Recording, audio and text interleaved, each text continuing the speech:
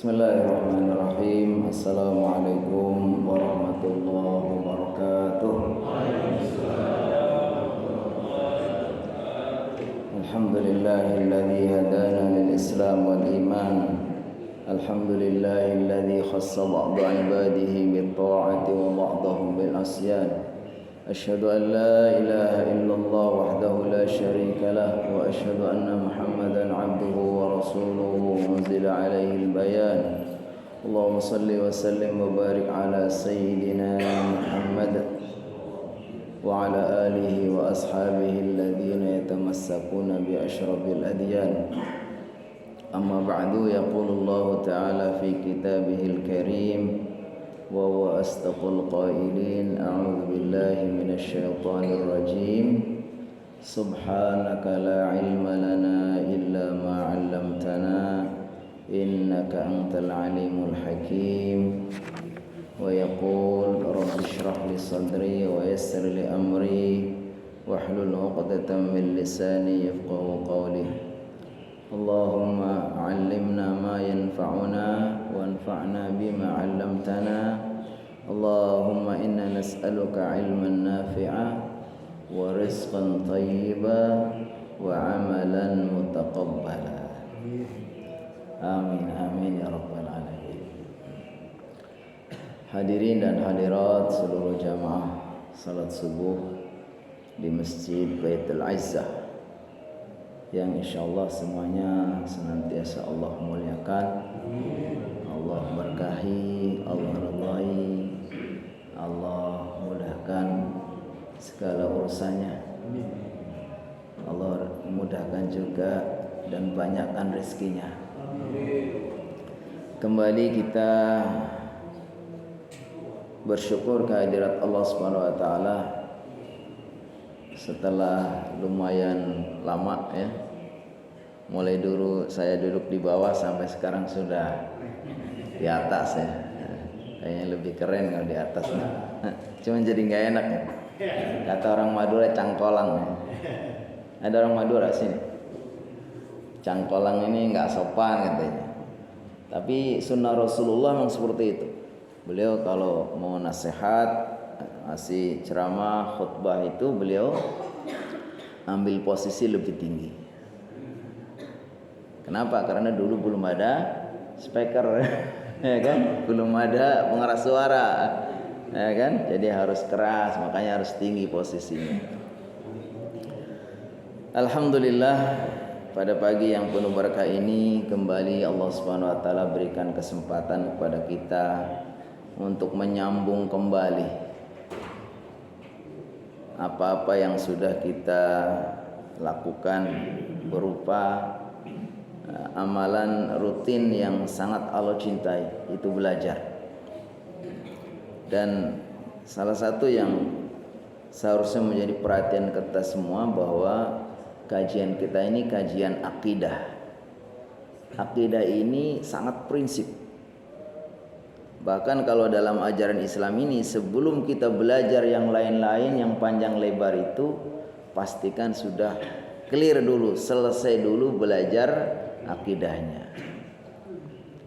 Maka tidak heran kalau Rasulullah SAW selama 13 tahun ya, ketika beliau di Mekah sebelum hijrah ini, fokus pembelajarannya, kajiannya, ayat-ayat yang turun kepadanya, hadis-hadis yang beliau sampaikan itu lebih kepada akidah semua.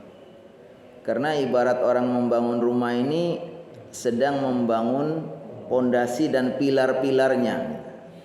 Kalau pondasi dan pilar-pilarnya udah selesai, rumah toh tinggal ngelengkapin. Begitu. Dalam bangunan Islam pun seperti itu. Ketika akidahnya sudah selesai, tiang-tiangnya, rukun-rukunnya sudah selesai, ya insya Allah nanti yang lain-lainnya terus kita sempurnakan. Alhamdulillah, kita akan lanjutkan setelah membahas tentang keistimewaan dan khosois namanya, ciri-ciri khas Islam yang sudah kita sampaikan ada 5. Maka pada pagi hari ini kita akan lanjut kepada bab yang sudah masuk kepada inti, al-babul awwal at-tauhid. Bab pertama adalah tentang tauhid. Tauhid ini adalah bagian yang sangat penting dalam akidah Islam. Makanya akidah umat Islam adalah akidah tauhid. Tauhid itu dari bahasa Arab wahhada yuwahhidu tauhidan. Ini kalau yang belajar tasrif, fa'ala yuf'ilu taf'ilan. Ini untuk menunjukkan ja'ala syai'a wahidan. Jadi wahhada yuwahhidu ja'ala syai'a wahidan, menjadikan sesuatu hanya satu.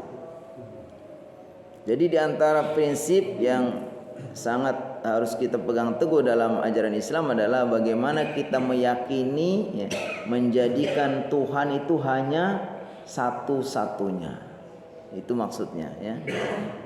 Makanya kalau secara bahasa tadi tauhid adalah menjadikan sesuatu hanya satu. Maka kalau yang dimaksud adalah sesuatunya itu adalah Allah, artinya kita meyakini Allah itulah satu-satunya. Nanti dikembangkan satu-satunya yang menciptakan, yang menghidupkan, yang mematikan, yang memberi rizki, yang memberikan manfaat, madarat. Itu disebut dengan tauhid rububiyah. Satu-satunya yang berhak untuk disembah, berbagai macam ibadah apapun harus hanya kepada Allah. Nggak boleh menyembah malaikat, nabi, rasul, ulama, habib, batu kayu, semua benda-benda yang istimewa di muka bumi ini, kecuali semua ibadah harus kepada Allah. Itu namanya tauhid uluhiyah. Nanti akan dikembangkan lagi bahwa nama-nama dan sifat Allah itu juga harus kita tauhidkan. Nah, ini intinya secara bahasa tauhid adalah menjadikan sesuatu hanya satu-satunya. Secara istilah apa?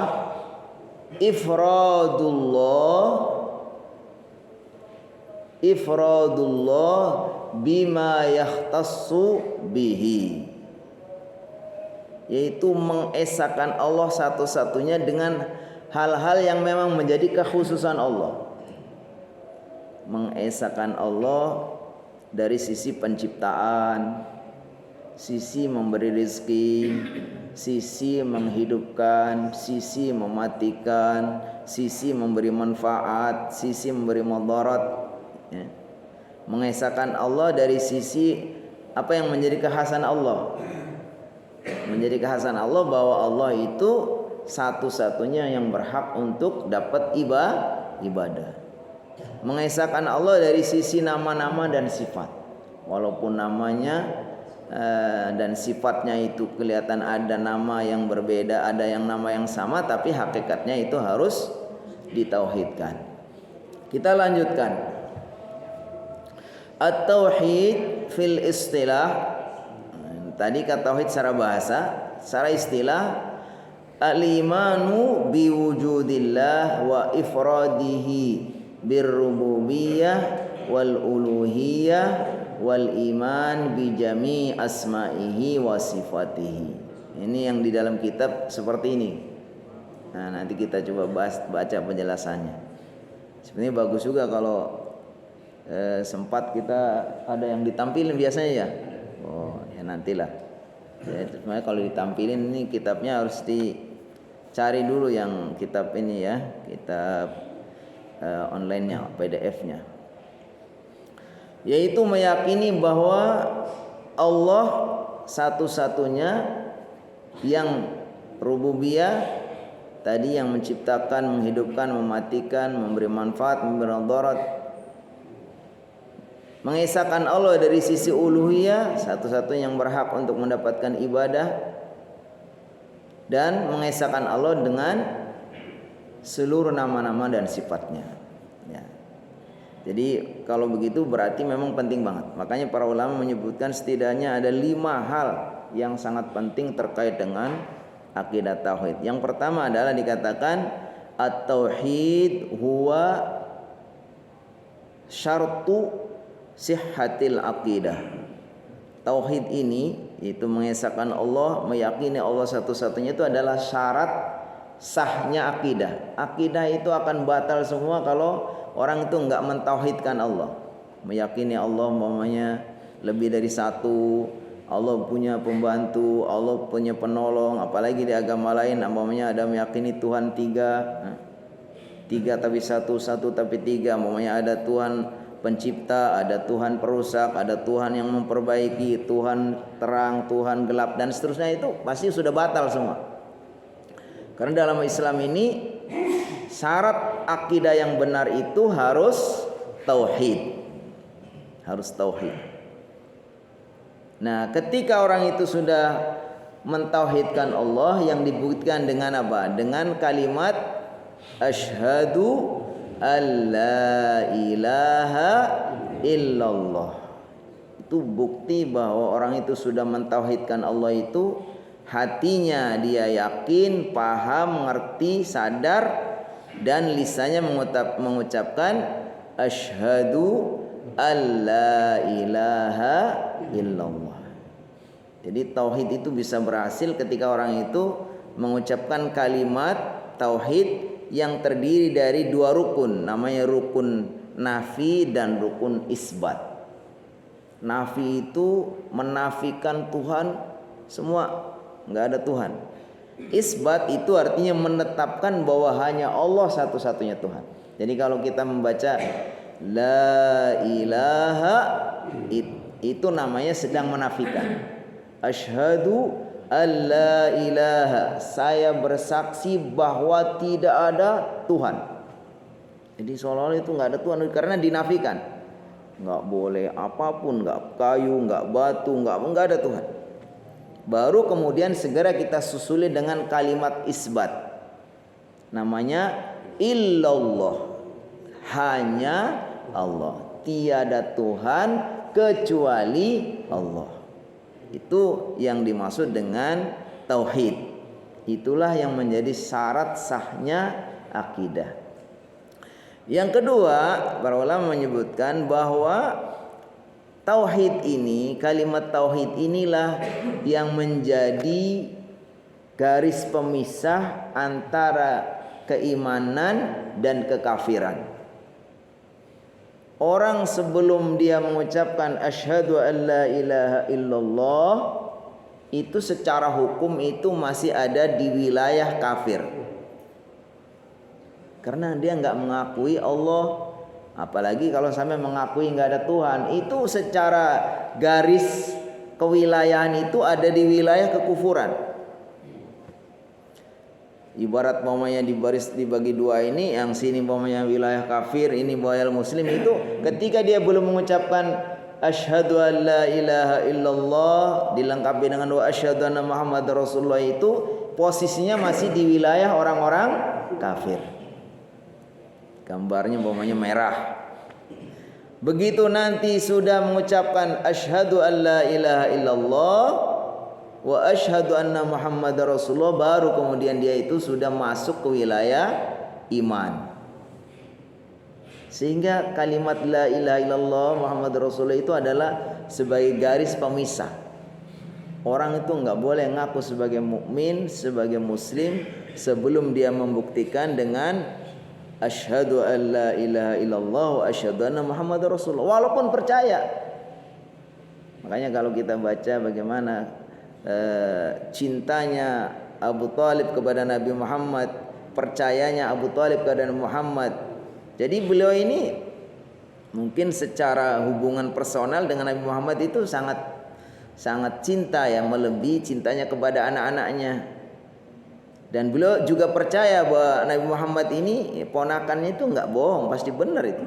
Cuman ketika dia mau mengucapkan asyhadu an la ilaha illallah wa anna muhammadar rasulullah, itu enggak mau. Sehingga sampai akhir hayatnya pun beliau dinyatakan mati dalam keadaan masih kafir. Karena tadi garis pemisahnya itu ada di kalimat asyhadu an la ilaha illallah. Sebelum orang itu mengucapkan kalimat itu, ya belum dianggap sebagai orang mukmin.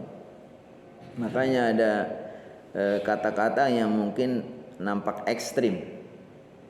kalau kamu nggak bisa bahasa Arab, kamu nggak akan bisa masuk surga. Dikiranya dia pikir bahwa bahasa Arab ya, tapi maksudnya bahwa orang yang tidak bisa mengucapkan bahasa Arab, tidak mengucapkan asyhadu an la ilaha illallah wa asyhadu anna Muhammadar Rasulullah itu nggak bisa masuk surga karena dia nggak bisa menjadi seorang muslim. Ya kan? Makanya kita ya harus yakin bahwa bahasa Arab untuk orang muslim itu semua bahasa penting. Tapi bahasa Arab itu bahasa agama, bahasa akidah, bahasa ibadah. Sholat itu nggak bisa diganti dengan bahasa lain. Syahadat nggak bisa diganti dengan bahasa lain. Kalau mau diterjemahkan silakan.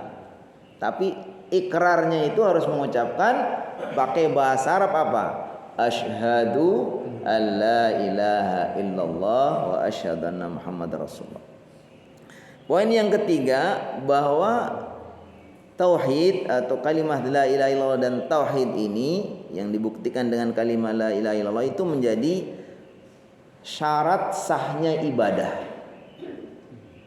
Ibadah itu mensyaratkan adanya tauhid, itu mengikhlaskan ibadah hanya semata-mata untuk Allah Subhanahu wa taala. Syarat diterimanya ibadah. Beda dengan syarat sah ya. Kalau syarat sah itu maksudnya kalau ibadah syarat rukunnya itu sudah dipenuhi itu namanya sah.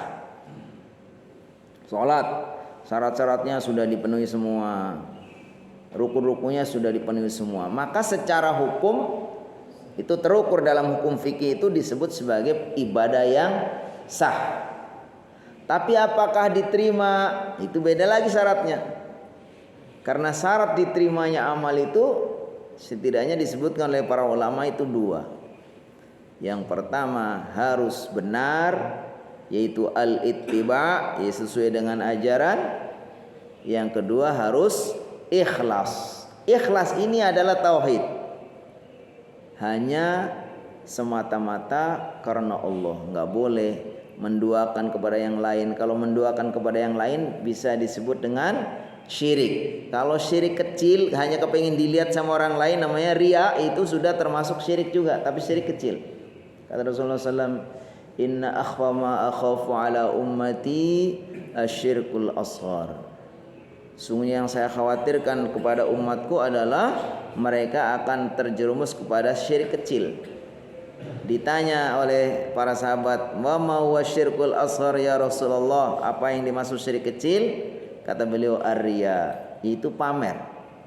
Jadi keinginan orang beribadah kan memang harusnya hanya semata-mata Allah. Tiba-tiba terselip di dalam hatinya rasa ingin dipuji orang, rasa ini. Nah, itu sebetulnya secara tidak langsung sedang apa? Menduakan. Makanya disebut dengan syirik kecil. Syirik kecil itu tidak sampai membatalkan pahalanya, tapi mengurangi. Tapi kalau terlalu besar bisa juga akhirnya hilang pahalanya. Jadi kenapa begitu penting adalah karena tauhid ini menjadi syarat diterimanya ibadah. Saya ulangi lagi. Yang pertama syarat sahnya akidah. Yang kedua, masih ingat? Syarat yang kedua adalah garis pemisah antara keimanan dan kekafiran. Yang ketiga adalah syarat diterimanya ibadah. Yang keempat bahwa ini menjadi misi utama. Misi utama setiap nabi dari zaman nabi pertama sampai nabi terakhir itu semua misinya satu. Bagaimana mengajak umatnya untuk hanya mempertuhankan Allah, beribadah hanya kepada Allah. Jadi secara umum dari awal itu agama itu ya sama, itu agamanya satu, yaitu agama Islam. Agama yang dibawa oleh setiap para nabi dari zaman dahulu agama Islam. Agama Islam itu intinya Jadi risalah misi yang paling utamanya adalah mengajak umat untuk mentauhidkan Allah, beribadah kepada Allah. Makanya kata Allah Subhanahu wa taala, "Wa ma arsalna," dan tidaklah kami mengutus, min qablika, sebelum engkau wahai Muhammad, mir rasulin, seorang rasul pun. Kata Allah, saya tidak mengutus seorang rasul pun sebelum engkau wahai Muhammad. Jadi rasul sebelumnya apa? Illa nuhi ilaih, kecuali semua saya perintahkan, saya wahyukan kepadanya. Apa wahyunya?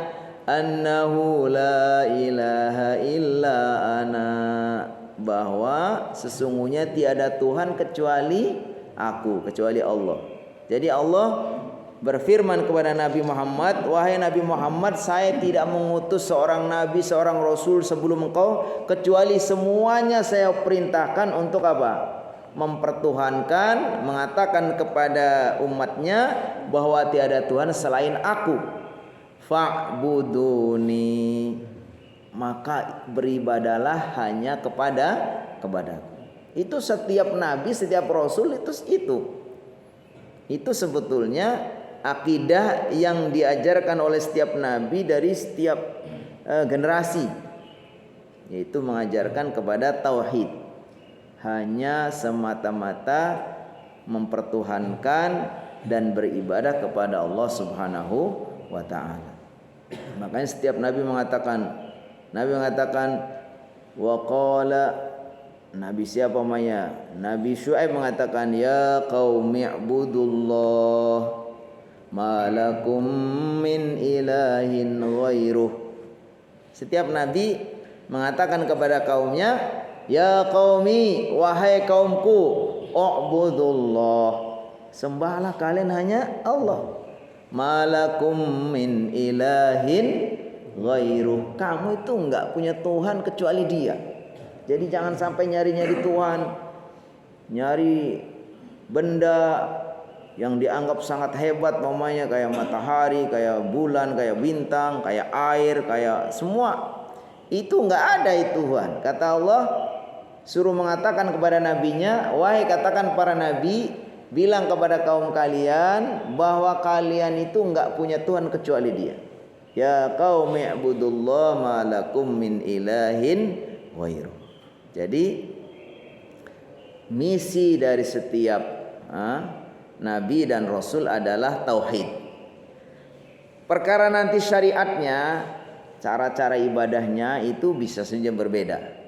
Syariat itu ya mencakup ibadah, mencakup hukum, dan hal-hal yang terkait dengannya. Itu boleh, setiap nabi mungkin punya syariat yang kadang berbeda. Ada yang sama, ada yang berbeda, ya kan? Tapi secara umum akidahnya itu sama. Semua nabi mengajarkan tauhid, yaitu mengajak umatnya hanya semata-mata bertuhan, beribadah hanya kepada Allah Subhanahu wa taala. Perkara cara ibadahnya, hukum-hukumnya bisa berbeda. Itu namanya syariah. Namanya syariah. Makanya dalam Qasasul Anbiya disebutkan bahwa ketika di awal-awal itu Nabi Adam itu menjodohkan anak-anaknya dengan anak sendiri, anak laki dengan perempuan.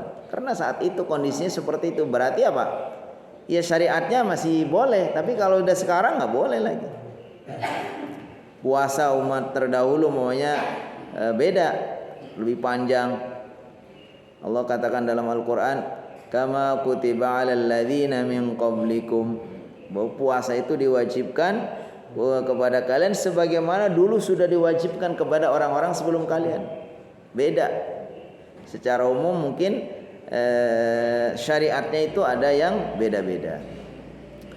Yang terakhir, yang kelima, bahwa tauhid ini adalah menjadi tujuan utama diutusnya para nabi, para rasul.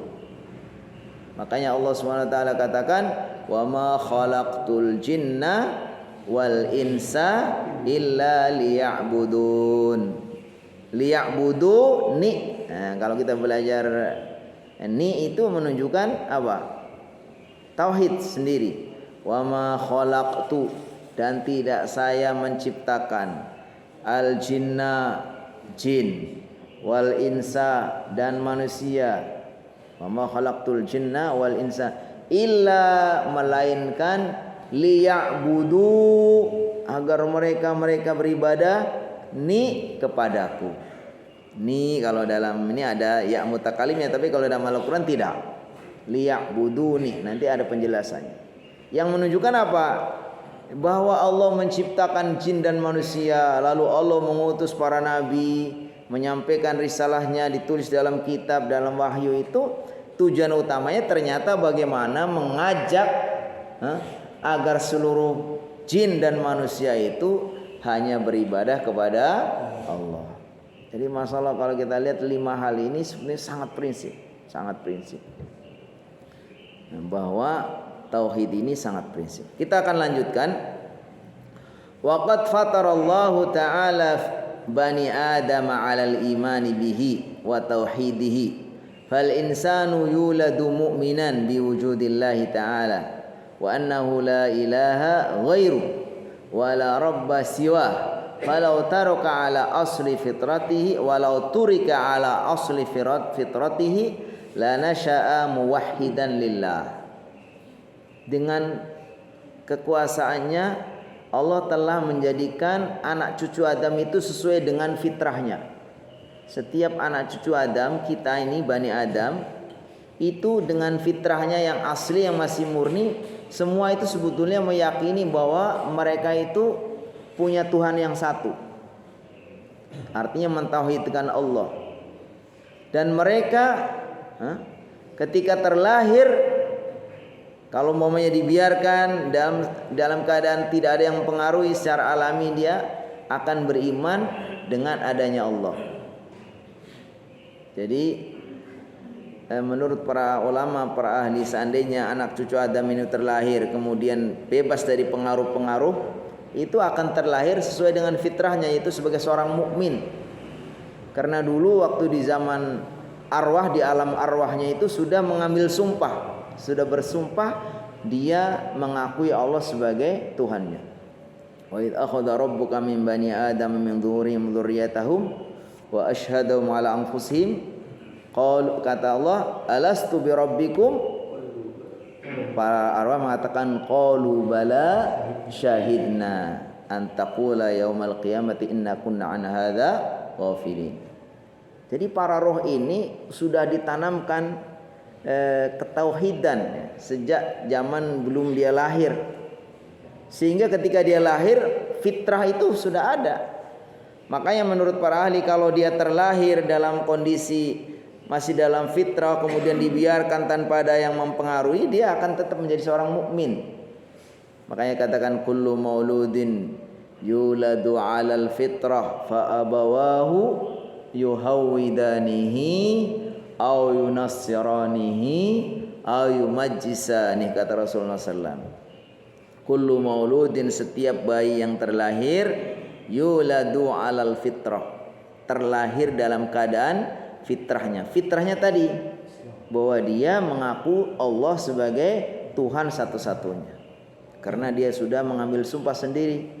Alastu birabbikum, bukankah saya Tuhan kalian wahai para ruh? Para ruh mengatakan bala syahidna, ya kami bersaksi engkau adalah Tuhanku, kata para ruh. Maka ketika dia ruh itu terlahir di muka bumi ini, dia sebetulnya masih membawa fitrahnya. Kata Rasulullah SAW, kullu mauludin yuladu 'alal fitrah, setiap bayi yang terlahir dalam keadaan fitrah. Fa abawahu, tapi kedua orang tuanya, yuhawwidanihi, bisa mengajaknya menjadi Yahudi, au yunassiranihi, atau mempengaruhi dia menjadi Nasrani, au yumajjisani, atau menjadi orang yang menyembah api, majusi. Itu siapa yang menjadikan seperti itu? Kedua orang tua atau lingkungan atau pengaruh-pengaruh eksternal, pengaruh luarnya. Tapi hakikat batinnya itu dia seorang muslim. Makanya ketika ada orang nanti setelah dewasa dia masuk Islam, sebetulnya yang benar kita katakan dia kembali kepada Islam. Jadi ada orang setelah berkelana, dia karena dipengaruhi lingkungannya, orang tuanya, kemudian menjadi kafir. Tiba-tiba setelah sekian lama dia akhirnya mendapatkan hidayah kembali, maka sebetulnya dia kembali kepada fitrahnya. Masuk Islam itu artinya kembali kepada fitrahnya.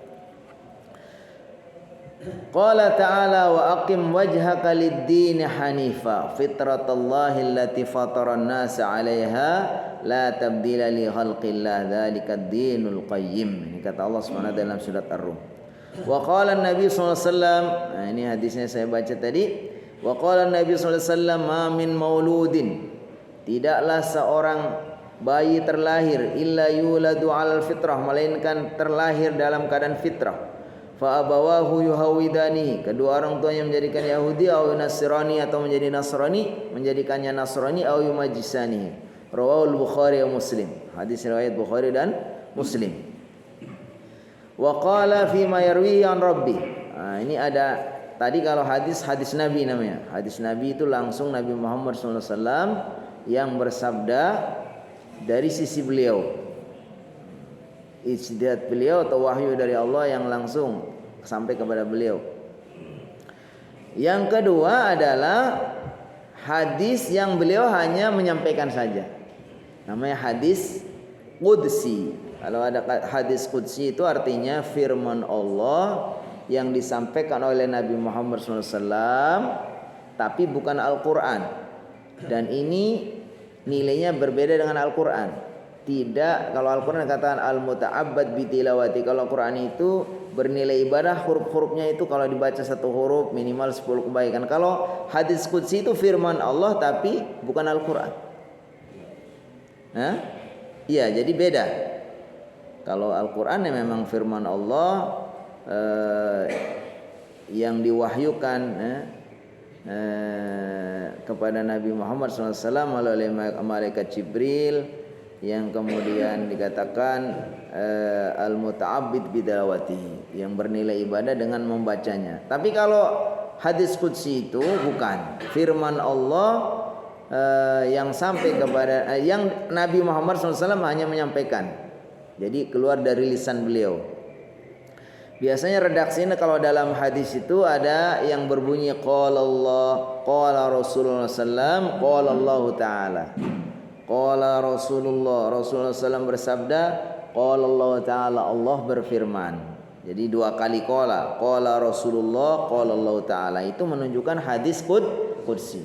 Atau bunyinya biasanya Rasulullah mengatakan qala Rasulullah SAW fima yarwihi an rabbih. Rasulullah SAW bersabda fima yarwi an rabbih, dari apa yang beliau sampaikan dari Tuhannya. Fima yarwi an rabbi. Nah, ini ada hadis qudsi, kata Allah Subhanahu wa taala berfirman, inni khalaqtu ibadi hunafa'a kullahum. Ini sesungguhnya aku khalaqtu, Allah ini ya, Allah berfirman tapi bukan Al-Quran. Saya telah menciptakan ibadi, hamba-hambaku, hunafa'a, dalam keadaan hanif. Hanif itu artinya tadi mengikuti fitrahnya, tidak menyimpang, tidak mengikuti keyakinan pemahaman yang salah. Kullahum, semuanya. Jadi semua hamba-hamba ini selaras dengan hadis kullu mauludin yuladu alal fitrah. Kata Allah, sungguh saya menciptakan hamba-hambaku hunafa'a kullahum, semuanya dalam keadaan hanif. Hanif itu lawan dari ya sesat ya. Wa innahum, tetapi mereka atathumus syayatin, tapi mereka itu didatangi sama setan. Salah satu keistimewaan yang Allah berikan kepada setan itu apa? Setan dikasih kesempatan untuk mengajak, menggoda manusia ya. Yang sampai setan itu mengatakan la'atiyannahum, saya akan datangi dari depannya, dari belakangnya, dari sampingnya. Sampai seperti itu mereka. Setan itu dikasih kesempatan untuk menggoda manusia. Nah, makanya disebutkan di sini ketika hamba-hamba itu Allah sudah ciptakan dalam keadaan hanif, tapi didatangi sama setan, digoda. Fajtalathum an dinihim, maka di antara mereka ada yang tercabut, ada yang keluar dari agamanya. Ya Allah sendiri yang akan Allah kasih, ini bagian dari ujian. Karena Allah sudah ciptakan ada surga orang-orang yang beriman, ada neraka untuk orang-orang yang tidak beriman. Ya, jadi sehingga kita dikasih ujian. Ada didatangkan setan, ada dikatakan nafsu, ada pengaruh lingkungan, semua itu akan menjadi ujian. Walidzalika fa inna Adam abal bashar, maka oleh karena itu sungguhnya Nabi Adam bapaknya para nabi, bapaknya para manusia, wa dzurriyyatahu dan anak keturunannya, alladzina kanu fi zamanihi, yang hidup di pada zamannya Nabi Adam, kanu muwahhidin. Jadi Nabi Adam dan seluruh anak cucunya yang hidup di zaman beliau itu kanu muwahhidin, semuanya itu dalam keadaan mentauhidkan Allah, enggak ada yang musyrik. Wastamarra dzurriyyatuhu min ba'dihi 'ala tauhid hatta jaa qaumun Nuh. Dan itu berlalu atau terus dalam keadaan tauhid, mentauhidkan Allah terus menerus sampai akhirnya pada keturunan di zaman Nabi Nuh sudah mulai ada kesyirikan. Fazayyana lahumus syaitan asyirka, lalu syaitan mulai menggoda mereka, menghiasi, lalu mereka terjerumus kepada kesyirikan. Wada'ahum ilaihi, lalu mengajak setan itu kepada kemusyrikan. Wa qad dzakarallahu ta'ala fi kitabihil karim anwa'at tauhid fi ayatin katsira. Jadi kalau kita membaca surat Nuh ya, nanti dikisahkan bagaimana awal-awal orang itu terjerumus kepada kemusyrikan. Awalnya mereka ada seorang tokoh, ada apa itu namanya itu. Jadi ada 3 tokoh-tokoh yang dianggap ini orang-orang soleh semua. Mungkin kalau zaman sekarang ini kiai, orang yang sangat hebat, yang punya jasa besar kepada agama, kepada bangsa, kepada umat ini. Yahus, Ya'uq, Suwa. Ini disebutkan dalam surat Nuh itu. Lalu untuk mengapresiasi, memberikan penghargaan kepada mereka supaya mereka tidak dilupakan, dikenang jasa-jasanya, lalu mereka membuat patungnya. Patung si Suwa, Yahus, Ya'uq ini. Ini orang-orang ulama, orang-orang soleh semua. Lalu setelah dibuat patungnya, ketika mereka membuat patung nggak ada niatan sampai mereka mempertuhankan atau mengkultuskan patung-patung itu, nggak ada. Niatnya ya sekedar ya menghormati jasa supaya kita tidak gampang melupakan. Tapi lama-lama ya, yang orang yang membuat itu, generasi orang-orang yang membuat patung itu meninggal. Dilanjutkan oleh anak-anaknya. Mungkin anaknya sudah punya pemikiran yang beda. Ini orang hebat apa, kan biasa kalau ceritanya kan ditambah-tambah. Itulah yang mitosnya kan. Khurafat itu kan berangkat dari situ kan.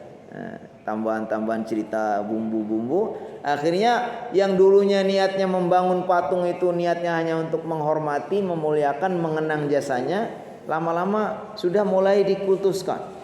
Orang sudah mulai datang ke situ untuk mengambil berkah, mungkin sampai lama-lama bisa akhirnya menjadi dipertuhankan. Itulah awal mula orang terjerumus kepada kemusyrikan. Jadi kalau disebutkan di sini bahwa dulu di zaman Nabi Adam itu anak cucunya semua masih dalam keadaan mentauhidkan Allah, belum ada kemusyrikan. Baru setelah sekian lama generasi keberapa sampai ke anak cucunya, sampai kepada Nabi zaman Nabi Nuh, saat itulah mulai orang terjerumus kepada kemusyrikan. Kita baca wa min dzalika qaulu ta'ala. Jadi kemudian disebutkan di sini bahwa tauhid tadi dijelaskan ini hanya metode memahami tauhid saja, bukan berarti tauhid itu dibagi 3, itu bukan. Maksudnya di sini adalah untuk mengklasifikasi supaya mudah kita dalam mempelajari. Maka dijelaskan secara umum itu dijabarkan bahwa tauhid itu ada 3. Yang pertama disebut dengan tauhid rububiyah. Ini firman Allah, alhamdulillahi Rabbi. Alhamdu, segala puji lillahi, bagi Allah, Rabbi. Nah, kata-kata Rabbi ini artinya yang merawat, yang mencipta, yang mengatur, ya Rabb, kan? Itu maka kemudian disebut dengan tauhid rububiyah. Kemudian kata Allah Subhanahu wa taala, lillah, alhamdulillah. Kata-kata lillah ini, segala puji itu hanya untuk Allah. Maka dari kata-kata lillah ini kemudian dipahami bahwa kita harus mentauhidkan secara uluhiyah. Hanya Allah satu-satunya yang berhak diibadahi. Enggak boleh ada malaikat, nabi, rasul, kiai, habib, apapun yang disembah. Nanti akan kita bahas macam-macam ibadah itu apa saja. Ya, ibadah itu luas, makanya bentuk ibadah apapun enggak boleh kecuali hanya untuk Allah Subhanahu wa taala. Kemudian dilanjutkan Ar-Rahman Ar-Rahim. Alhamdulillahirabbil alamin, Ar-Rahman Ar-Rahim. Jadi pertama tadi alhamdulillah tauhid uluhiyah, Rabbil alamin tauhid rububiyah, Ar-Rahmanir Rahim itu nama dan sekaligus sifat Allah. Makanya disebut dengan tauhid asma wa sifat. Nah, ini yang penting sekali juga. Karena kenapa orang itu terjadi perdebatan selama ini antara apakah Allah bertempat atau tidak. Kalau Allah mengatakan bahwa Allah itu di atas langit, kemudian diperdebatkan berarti Allah punya tempat, ya kan? Kalau Allah turun pada sepertiga malam ke langit dunia, lalu diperdebatkan, kenapa orang itu masih berdebat itu? Karena belum selesai di sini.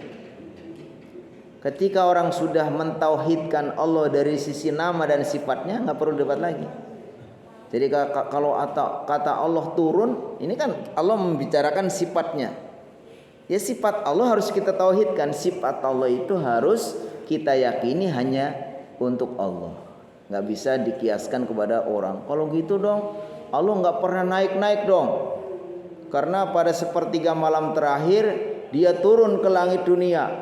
Sementara kalau kita ini kalau di sini malam, di sana di Amerika siang, ya kan? Berarti kalau gitu Allah turun terus dong naik. Nah, itu namanya nggak nyambung. Karena dia tidak mentauhidkan Allah dari sisi sifat. Harusnya selesai di sini. Allah mengatakan begini ya begitu pun itu hanya untuk Allah. Jangan dikiaskan kepada benda. Jangan dikiaskan kepada makhluk. Baik, insyaallah kita cukupkan. Nanti kita akan bahas secara terinci apa itu tauhid rububiyah, apa tauhid uluhiyah, apa tauhid asma wa sifat pada kesempatan berikutnya. Waktu juga kayaknya sudah banyak yang gelisah gitu ya. Ya, saya sendiri juga udah pegel juga sini ya. Ya, baik. Apa pagi ini akan dibuka tanya jawab? Apa sudah pintar semua? Silakan jamaah yang ingin bertanya kaitannya dengan kitab.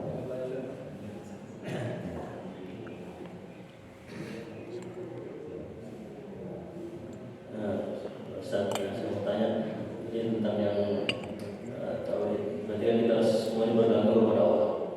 Tapi kita selama ini belum lama ini bertahun-tahun dia percaya dengan atau misalnya kayak pawang hujan atau percaya kepada apa namanya ya perdukunan yang sedang diramai sekarang ini. Iya, iya. Penjelasan apa ini termasuk syirik besar atau tadi syirik kecil yang tadi bisa dijelaskan?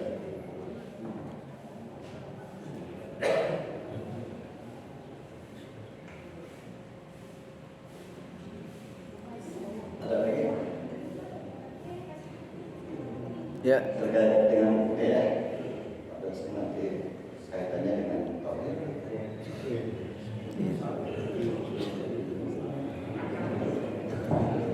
Bismillahirrahmanirrahim. Assalamualaikum warahmatullahi wabarakatuh. Waalaikumsalam warahmatullahi wabarakatuh. Terima kasih Pak Ustaz Tercatat kurang lebih ada 19 nama di dalam umum ya. Kalau di dalam Islam ada 100 nama terkait dengan Allah ya. Tapi di dunia ini ada sekitar 19 nama yang bersinggungan dengan Allah Ta'ala. Misalnya zaman dulu itu kita menyebut nama Gusti, ada yang Allah, di Eropa dan Amerika itu God, oh my God misalnya. Kalau di Yunani Romawi itu Dei itu juga Allah. Dia ada sekitar 19. Kita dulu juga menyebutnya ada orang tua kita Gusti gitu kan. Ada sang Yahudi, sang pencipta atau ancestor itu di Romawi, sang penguasa dan sebagainya. Nah dari 19 nama ini menurut Pak Ustadz bagaimana?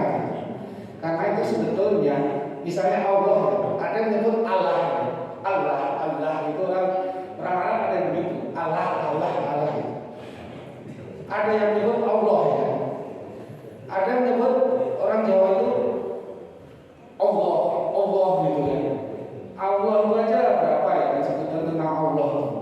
Jadi menurut Pak Ustadz gimana? Kemudian yang kedua tentang agama. Agama itu kan bahasa Sanskerta aslinya. Di Arab Islam sendiri bukan menyebutnya agama, bukan. Ke Indonesia itu lebih tepatnya adalah kepercayaan, keyakinan bahwa Nabi Muhammad itu adalah Nabi akhir zaman dan Allah itu adalah Zat yang Esa. Itu kepercayaan kali itu aslinya. Jadi di Arab nggak ada agama Islam gitu. Adanya di kita yang menyebut agama ini.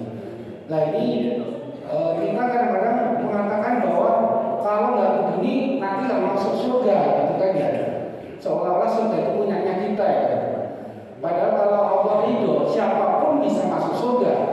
Saya kemarin di pengajian, maaf seorang pelacur ngasih anjing lapar, kemudian masuk surga gitu. Jadi kalau Allah menghendaki siapapun masuk surga, bukan kalau nggak menutup iman nanti nggak masuk surga. Dan itu ini banyak sekali orang memahami kalau nggak menurut Ustaz Tukima nggak masuk surga gitu, banyak gitu ya. Padahal asalnya kunci surga itu ada di Allah ya, bukan di saya atau di Pak Ustaz. Sebenarnya ini bagaimana menjelaskan? Saya kira itu saja dulu.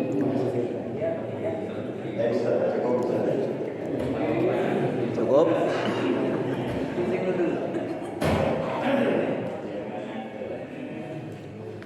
Baik.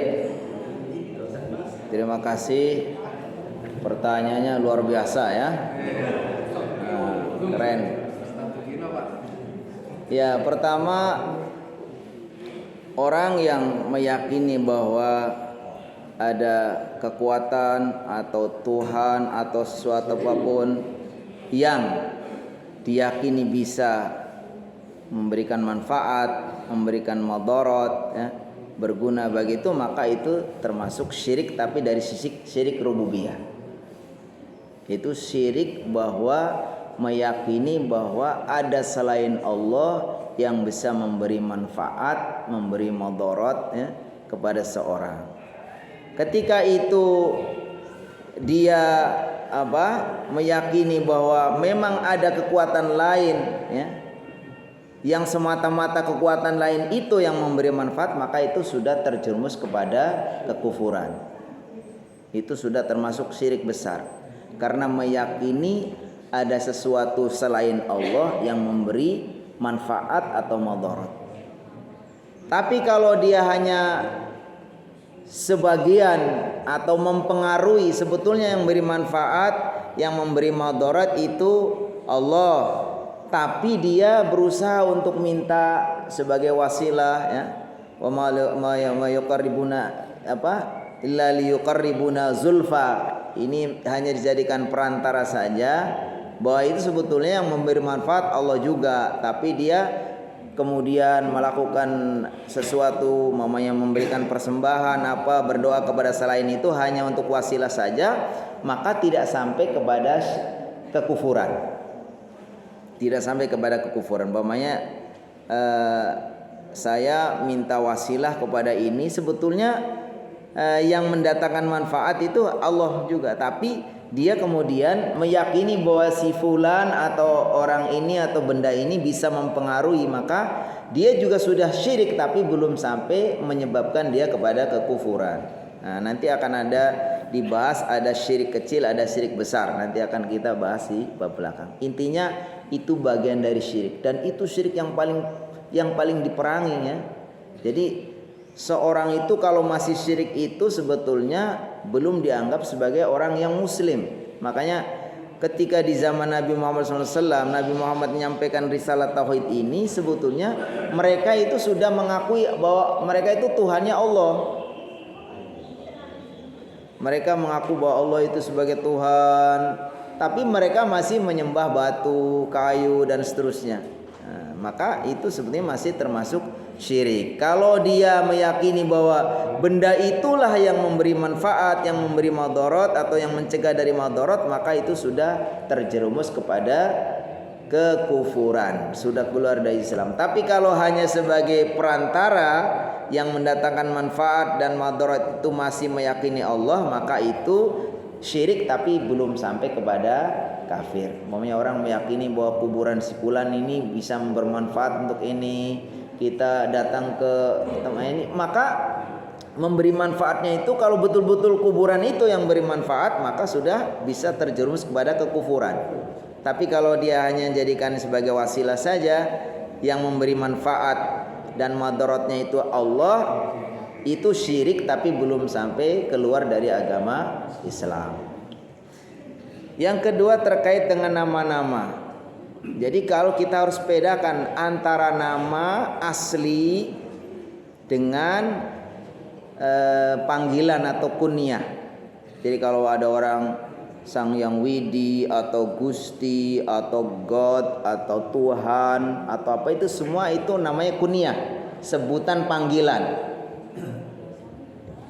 Tapi nama aslinya adalah Allah. Tuhan kita Allah. Makanya orang-orang zaman dahulu saja, zaman masih kekafiran itu, kata Allah Subhanahu wa taala gambarkan dalam Al-Qur'an, wala in sa'altahum man khalaqas samawati wal ard.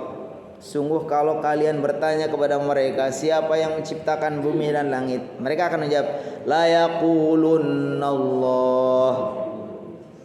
Sungguh mereka akan menjawab yang menciptakan itu adalah Allah. Jadi namanya Allah. Ini sekarang itu sudah mulai dikecohkan dengan orang-orang yang mau mengkaburkan atau